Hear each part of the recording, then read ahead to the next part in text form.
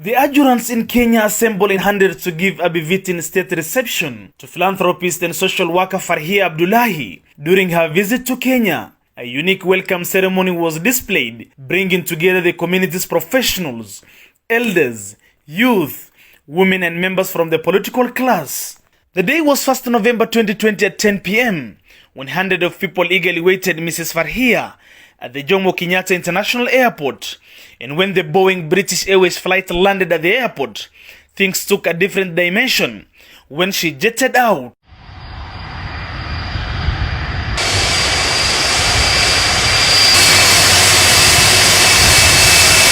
Immediately she was cleared by the airport authorities.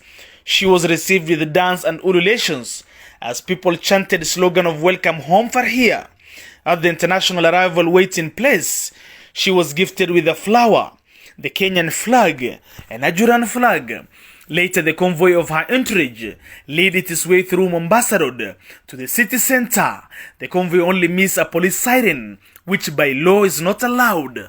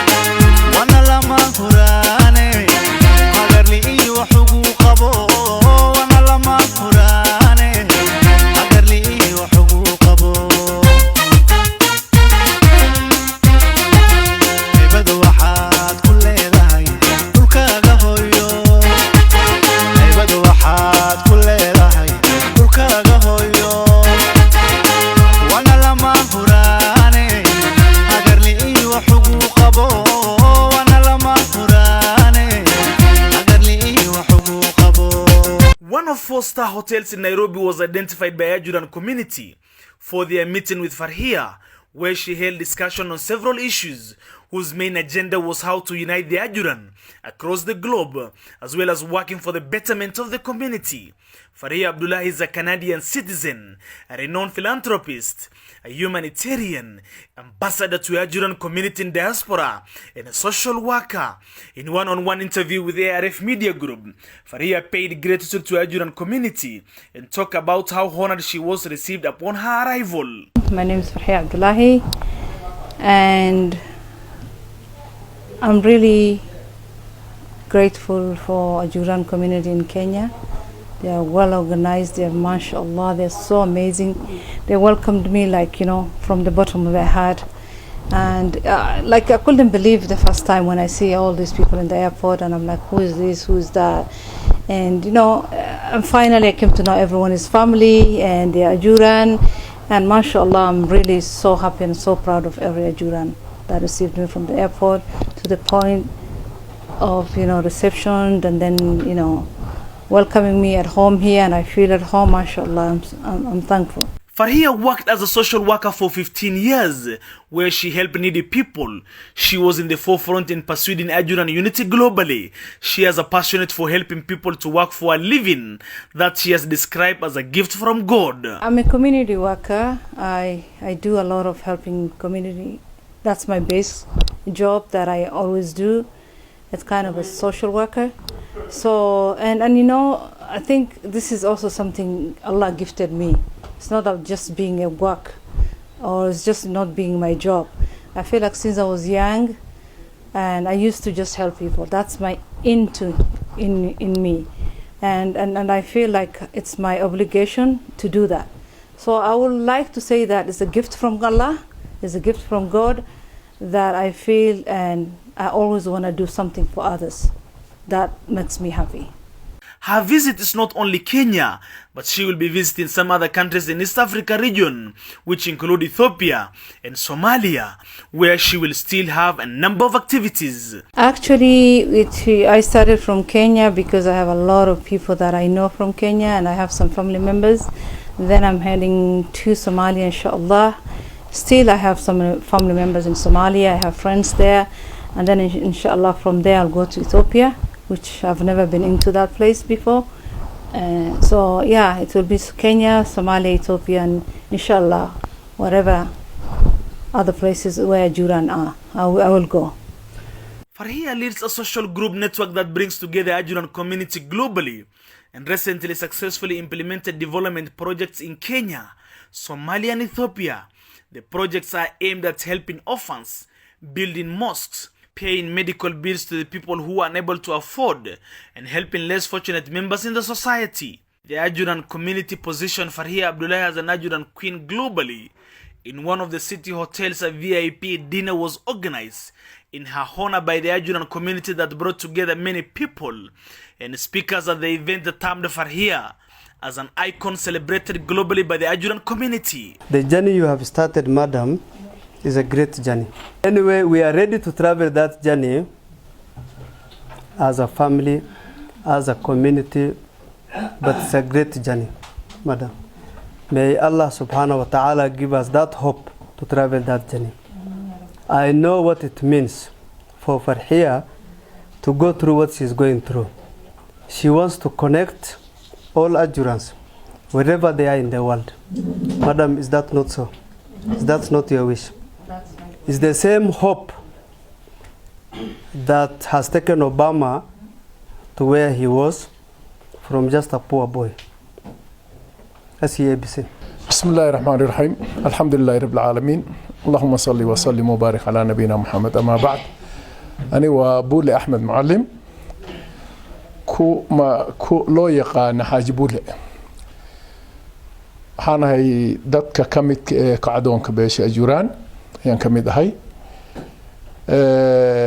عاوغا أو بيشت هاي سدح دا نوفمبر waxaan meeshaan u joognaa xafladan quraxsan ee saa loo soo agaasimay waxay tahay xaflad lagu soo dhaweynaya gabartayda ama walaashay dadka ugu sarreeya ee kacdoonka ka mid ah ee meel dheer nooga imaaday intaasoo kun oo kilomitir soo gudubtay oo noo imaaday soo dhaweynteeda ayaan meeshaan iskugu kaantay xafladan iskugu kaantay. Thank Almighty Allah for giving us the strength of being together here tonight to welcome our sister Farxiyo and her daughter Sharifa to Kenya. That is her home. I also thank Kacdoonka Beesha Ajuuraan. If it were not Kacdoonka Beesha Ajuuraan, we could have not known our sister Farxiyo. So I appreciate those who formed Kacdoonka, which made us to know our sister, who is very focused, who is ready to unite Ajuuraan. We are very grateful. I also thank those who have organized this wonderful session. You can see Farxiyo back home, welcome home.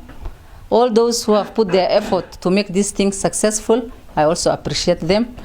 If I may talk about International Gelbo Queens, this is also an organization that consists of Ajuuraan ladies, Gelbo ladies, wherever they are, internationally, Kenya, and even East Africa. Wherever Gelbo ladies are, we are united, we are one, and we know each other, and we are trying to empower ourselves.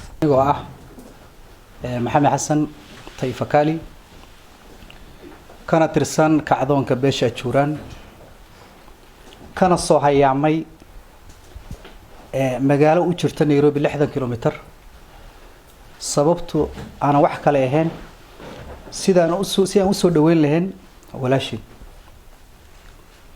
oo noo qaabilsan isku xirka arrimaha kacdoonka dhexdiisa ah iyo xiriirka East Africa wada tashi badan ayay ku timid ayadoo ka soo hayaantay dalka Canada u soo guureynaysay saacado ka badan 40 saacadood iyo zaid wax ka badan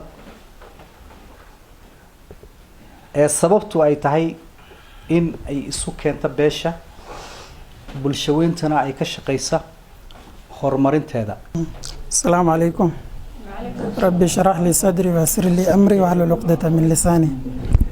شكرا members for attending this session to honor our sister Farxiyo. Welcome. I won't speak much. Farxiyo is well known.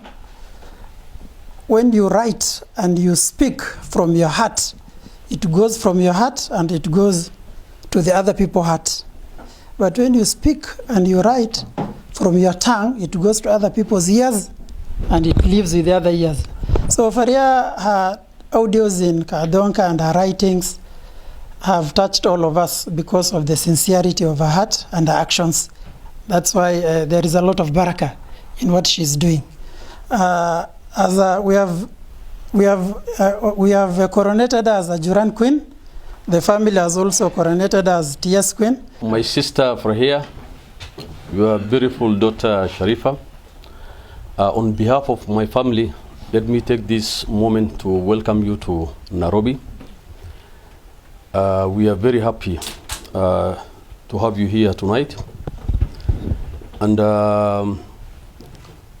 we're also very happy about the commitment and the work that you are doing in Ajuuraan. We have been communicating and we did a lot of small projects here in Kenya and also across Somalia. Inshallah, maybe before you fly back to Canada, we shall have time here in Nairobi. I'll talk to you one-to-one, and we shall see how we can also help some our sisters or our poor family in Somalia. So once again, welcome home. We are very happy to have you here tonight, and I wish you all the best.